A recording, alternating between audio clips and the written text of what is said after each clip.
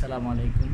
আমি এই মুহূর্তে রয়েছি ওসিয়া হাসানিয়া সুন্নি মাদ্রাসার প্রথম শ্রেণীতে ক্লাস শেষে। আজকে আমি সকল স্টুডেন্টের সাথে পরিচয় করে দিই আপনাদেরকে। আপনারা সকলে কেমন আছেন? আপনারা কি সুন্নি ছড়াতে পারেন? দেখি সবাই শোনান তো।